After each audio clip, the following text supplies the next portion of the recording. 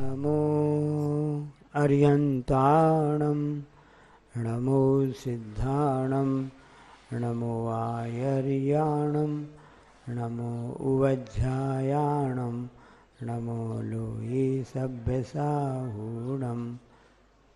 डोंगरगढ़ के चंद्रप्रभु भगवान की, गुरु नाम गुरु आचार्य ज्ञान सागर जी महाराज की, मूक माटी रचयिता आचार्य परमेष्टि गुरुदेव की, पूज्य निरापक मुनि श्री समय सागर जी, योग सागर जी, नियम सागर जी, सुधा सागर जी, संतरा सागर जी, अभय सागर जी महाराज की, मुनि श्री चंद्रप्रभु सागर जी व निरामय सागर जी महाराज की।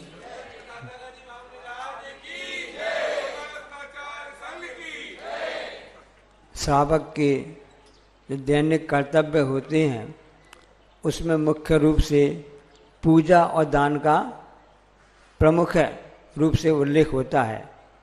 और इसी बात को लेकर के आचार्य पद्मनंदी महाराज ने पद्म विंशति ग्रंथ जो है उसमें पंक्तियाँ लिखी हैं कि देव पूजा गुरु पास्ति स्वाध्याया संयम तपः दानम चेति ग्रस्तानाम सत्कर्माणि दिने दिने। मतलब गृहस्थ की जो देव पूजा है, गुरु उपासना है, स्वाध्याय है, संयम तप और दान, ये षड कर्म होते हैं। एक वहाँ पर आदिनाथ भगवान ने षड कर्मों का उपदेश दिया था और सामान्य से अभी श्रावक के लिए षड कर्मों का उपदेश है जो प्रतिदिन गृहस्थ के द्वारा किए जाते हैं। दिने दिने, दिन पे दिन निकल गए हैं, नया साल 2024 के आज तारीख भी कौन सी है, डेट 11 है, 11 है। दिने दिने, दिन पे दिन निकलते जा रहे हैं। दिने दिने मतलब इसलिए कहा जा रहा है कि आप दिने दिने निकलते जा रहे हैं तो आप दान करते रहो।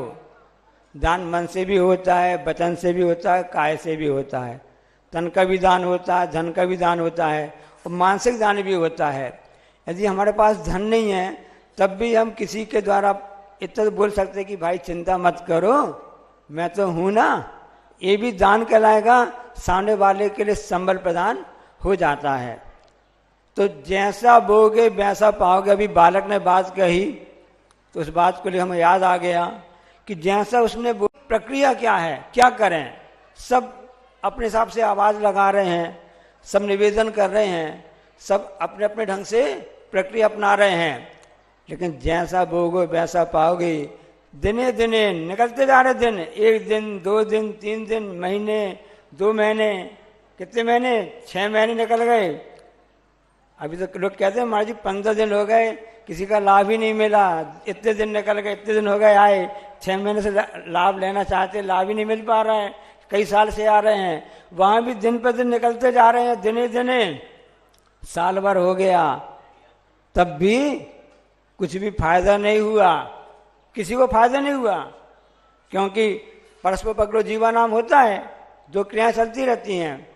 जैसे गुरु है, शिष्य है, भक्त है, भगवान है, दाता है, पात्र है, तो ना दान का लाभ मिल पा रहा है, ना लाभांतर हो रहा है, ना लाभ मिल रहा है, ना किसी को दान मिल पा रहा, दोनों नहीं हो पा रहे हैं। दिन निकल गए। जैसा भोगे वैसा पाओगे। वो घटना उस समय घटी, सबको मालूम है कि उस समय जो बोया था, किस समय बोया था, जब भोग भूमि में थे वो जीव दोनों, तब उन्होंने जो बोया था वो जा करके तीसरे काल के अंत समय में फल को प्राप्त हुआ।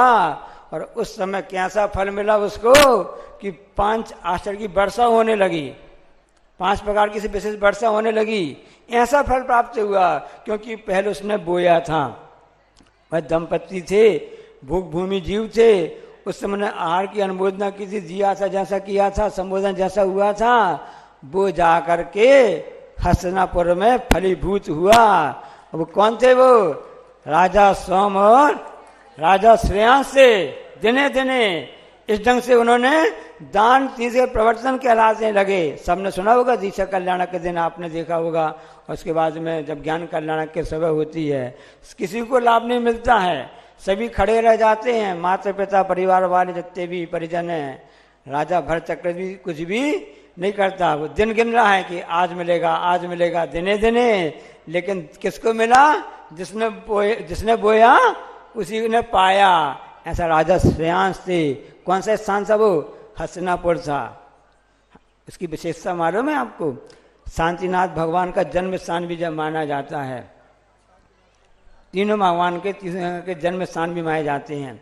वो हस्तिनापुर था। उसकी घटना याद आ गई। महाभारत तो जहाँ भी हुआ वो, पर हस्तिनापुर की घटना हम आपको बता रहे हैं।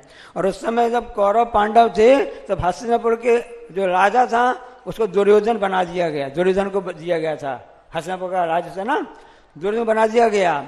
और उस समय ऐसी आपस में हुई क्योंकि दुर्योधन और श्री कृष्ण ये आपस में मामा फुआ के ऐसा रिश्ता चलता है, अभी चलता रहता है ना। तो इस ढंग से बात हो गई, उन्हें एक चर्चा हुई, हस्तिनापुर की घटना हुई। दुर्योधन ने कहा कि यदि मेरे यहाँ पर बेटी उत्पन्न हुई, ऐसी बात हो जाती है ना, आपस में हो जाती है, और श्री कृष्ण जी आपके यहाँ भी रानियां हैं, उनके पुत्र उत्पन्न हुआ तो हम आपस में समझी बन जाएंगे, समझन बन जाएंगे। ऐसा आता है उसमें कि दुर्योधन ने खबर भेजी श्री कृष्ण जी के पास में, यदि मेरी संतान में लड़की हुई, पुत्री हुई और आपके यहाँ पुत्र हुआ तो हम आपस में रिश्तेदार बन जाएंगे। ऐसा तय हो गया। तो यहाँ पर दुर्योधन की यहाँ पर पुत्री उत्पन्न हो गई। वहाँ श्री कृष्ण के यहाँ भी पुत्र उत्पन्न हुए। श्री कृष्ण की बहुत सारी रानियाँ थीं, कई पट रानियाँ थीं, और संयोग की बात देखो कि 2 पट रानियों के एक साथ एक ही दिन में उनके पुत्र उत्पन्न हुए। एक सत्यभामा थी और एक रुक्मणी थी, और भी थी ना। तो उसी दिन सत्यभामा के यहाँ भी, सत्यभामा को पुत्ररत्नी प्राप्त हुई और रुक्मणी को भी पुत्ररत्नी की प्राप्ति हुई। तो रुक्मणी का पुत्र का नाम प्रद्युम्न था और इसका भानुकुमार था शायद, ऐसा। अब चूंकि रिश्ता इस ढंग से हो गया था कि यदि होगी तो इस ढंग से हो जाएगा। अब ये निर्णय हुआ कि श्री कृष्ण पिता बन गए। अब उनको खबर दी जाएगी। दोनों रानियों ने अपनी अपनी खबर भेजी, दूत उनके पास पहुंच गए कि आपको पुत्ररत्न की प्राप्ति हुई है। अब जो सत्यभामा था, सत्यभामा जो थी ना, उसका दूत जो गया वो श्री कृष्ण के सिरहाने खड़ा हो गया कि उस समय श्री कृष्ण जी विश्राम कर रहे थे, नींद लगी हुई थी। तो उन्होंने सोचा चलो यहाँ पर जाके मैं पहुँच जाता हूँ बाजू में। जैसे ही श्री कृष्ण जी का निद्रा भंग होगी हम उन्हें समाचार दे देंगे कि आपकी सत्यभामा रानी को पुत्ररत्न उत्पन्न हुई है। रुक्मणी जो थी उसके भी जो दूत आए, उसके जो सर्वेंट नौकर चाकर आए, वो भी जाके समझने के लिए आए। तो श्री कृष्ण जी के पैर के सामने नीचे खड़े हो गए। उन्होंने कहा कि अब जब भी इनको निद्रा से जागृत होंगे इनको समाचार देंगे। अब दोनों नौकर खड़े हुए हैं अपने अपनी मालिकिन के समाचार देने के लिए अपने मालिक को। अब सब जब नींद खुली तो श्री कृष्ण की, तो उनकी नज़र कहाँ पड़ी? किसके कहाँ पड़ी उनकी नज़र? जब आप नींद से जागोगे तो आपकी आंखें कहाँ देखेंगी? आंखें की बटन है, कह रहे थे, है ना, सुना आपने ना? तो आंखें नहीं थी, बटन नहीं थी, आंखें थी। उनकी आंखें खुली तो कहाँ खुली? सबसे पहले किसे देखा? रुक्मणी के उस सर्वेंट को, दूत को देखा। उसको बोला हाँ बोलो क्या समाचार हैं?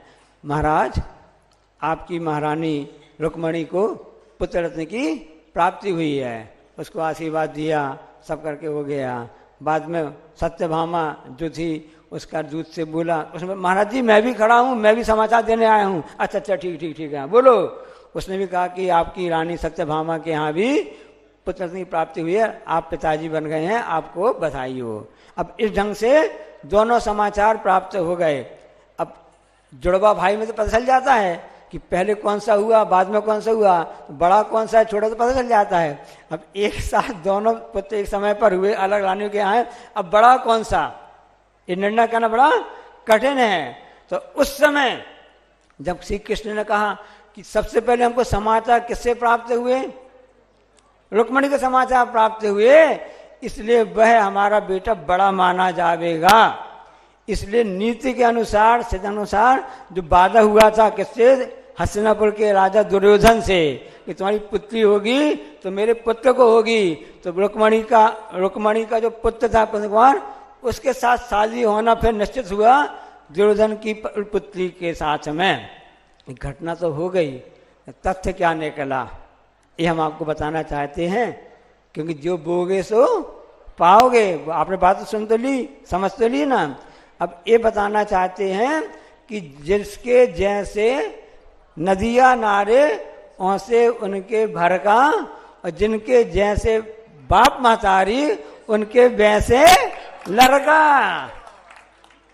तो जैसे संस्कार मिले, जैसे प्रयास किया गया, जैसा समझो उनको बताया गया, उस हिसाब से जो रुक्मणी थी और सत्यभामा थे, उनके दूध भी, उनके लड़का मतलब उनके लड़का दूध सब कहलाए ना, एक ही पर नौकर चाकर एक ही कहलाते हैं। क्योंकि बड़े लोग जो होते हैं ना, उनका जो भी कार्य करने वाले रहते समझते हैं, इन बड़ों की मानता होती है, अपनी संतान को संतान तो मानते हैं। बहुत से ऐसे फैक्ट्री वाले मालिक हैं, आपको बता देंगे, जो अपने कर्मचारियों को अपने संतान जैसे भाई भी आते होंगे, जो दूध देने वाले भी है, सब जने भाई भी है, उनके प्रति आपका इतना प्रेम हो जाता है कि आप उनको भी अपना जैसा समझने लगते हो। तो संस्कार ऐसे प्राप्त, इस संस्कार की बात है। तो रुक्मणी ने क्या संस्कार दिए, क्या संस्कार दिए, उस हिसाब से हो गया। तो रुक्मणी के उस समाचार को पहला माना गया, सत्यम बाद में माना गया। इसका मतलब ये हुआ क्योंकि उसको समझाया गया था कि आप विनम्रता रखो, नम्रता रखो, तो आपके पक्ष में आपकी जीत होगी दिने दिने। इसलिए प्रतिदिन हमको इन दान आदि कार्य करते रहना चाहिए, करना चाहिए। सत्य ये है कि हमेशा विनम्र बनना चाहिए। जो झुकता है उसी की जीत होती है। वह चरणों के नीचे बैठा था, रुक्मणी का दूत है, तो उसको पहले प्राप्त हो गया आशीर्वाद, और सत्यभामा का दूध बाजू में खड़ा हुआ था, तना हुआ, इसलिए उसको बाद में मिला। इसलिए हमेशा नम्रता और विनम्रता ही उस जीवन में कार्यकारी होती है। इसलिए दिने दिने दान के द्वारा यही हमको शिक्षा मिलती है। जब दान दिया जाता है उसका मन भी झुकना चाहिए, मृत होना चाहिए, भावना चाहिए कि हमें जो दान आदि दे रहे हैं वो सत्कार्य में संलग्न हो। जैन कार्य कोई हुई है, लेने वाला कोई और होता है, ऐसा कहा जाता ना। किसी दानी की प्रशंसा की गई तो उसने ही बोला कि भाई हम क्या दे सकते हैं, देने वाला तो ऊपर वाला है, क्योंकि जो बोया था वो ही पाओगे। बोलो अहिंसा परम। जा वाणी के ज्ञानते हैं सूझन लोकालोक, सो वाणी मस्तक धरू। हे जनवाणी भारती तो जपो जन जो तेरो शरण आ गए।